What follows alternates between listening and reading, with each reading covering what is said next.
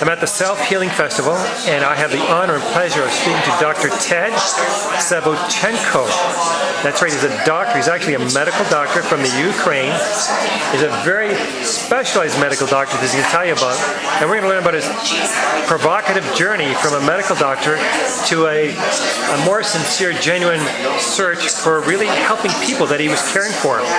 So tell me, doctor, how did this all begin? Again, you're a medical doctor. In what area of specialty? You're what kind of a doctor? I used to be a neurologist. Yeah. You used to be a neurologist. Okay. I practiced about 10 years, and then I realized that there is a ceiling to what I'm doing.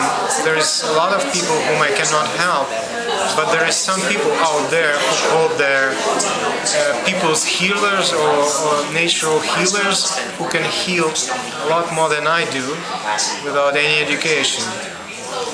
I started going to these people and interviewing them. In the Ukraine? In Ukraine, yeah. In Russia, in Africa, in Greece. And I found that many of these people are praying. Even those people who claim to be herbal practitioners and giving people their herbs to boil and to drink, they still pray. I also met one as well medical doctor who was not able to practice because his degree was from Poland and he was in Russia, and he became a minister. He was healing cases abandoned by medicine. Really? Yeah. Now, what kind of neurological specialty were you? Were you at the emergency level or just general practice? I spent 4 years as an emergency practitioner. So you're an emergency practitioner dealing with neurological challenges? Mostly the head trauma and stroke. Yeah. So that's a very serious area of expertise and study. Very, very scientific. It is. And now please, readers have to understand it. So now please continue your journey. So you're learning from these healers that have grade 10 education, and they're actually healing people that you couldn't do. So how did that make you feel? You were saying. That made me feel very strange. And also, when I was in emergency care, things were very well. I was very happy that I'm helping people. I see people recovering who is not supposed to recover.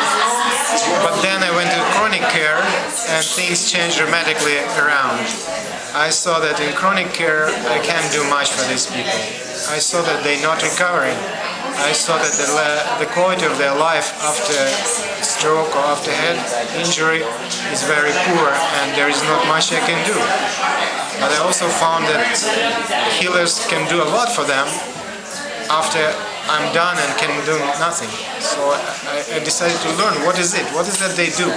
So what did you learn? I learned a lot of things. I learned that there is herbal medicine. I learned that there is prayer. I learned that there is a lot of people who are manipulating the spine and people get healed. And I proceeded to learn many of these things and proceeded basically to switch from traditional medicine to naturopathic medicine. And so did you get certificates in this, or? Yes, I did get.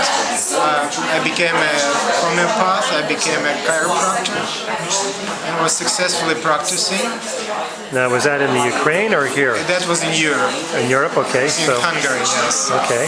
And when I was practicing, I had one area of the country where they asked me to go as a neurologist because it was underserved. At that time, I also was practicing my prayer and my faith, right? So one day came when I went to this remote area by train. And I was alone in the train, and I was praying for 1 hour 50 minutes until I got there. And the first lady who came that day was the young lady with the results of the stroke.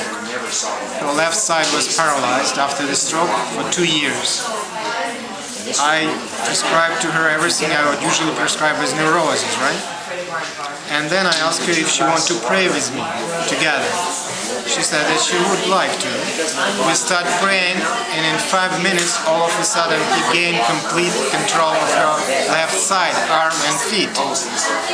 And was that like the first time you did a prayer with someone, or what? Yes. That's your first experience in doing that prayer with somebody? His first experience. Okay, it makes you feel really good, eh? Because you're actually helping people at work. It was really good, but it was very sudden and very surprising until the extent that her husband went to blackout from the surprise.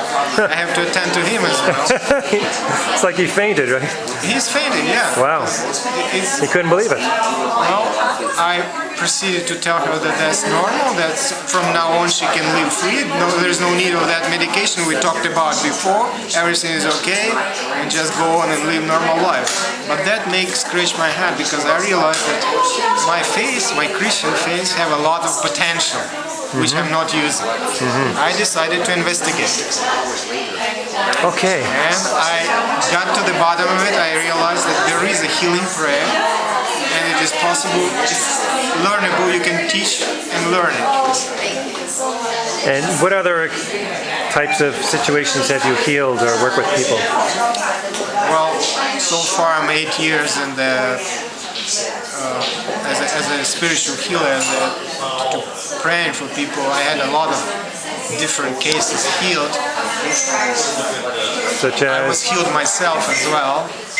I cannot tell much about patients because of the patient and healer relationship, but for myself, 4 years ago, I had a serious inflammation of kidney and stomach, and the very people whom I taught to pray actually healed me from all this, and I'm good now as new.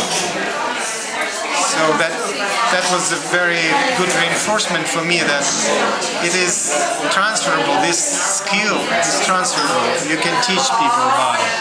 So are you in the process of teaching people about it? Are you writing a book or what? At the moment I'm writing a book about the pitfalls in the medicine and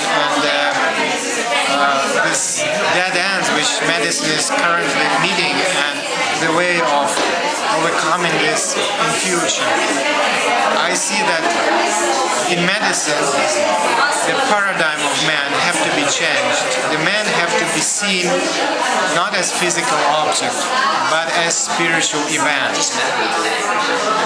When this will happen, the medicine will be again effective. Until this point, we will produce chronic illness all around.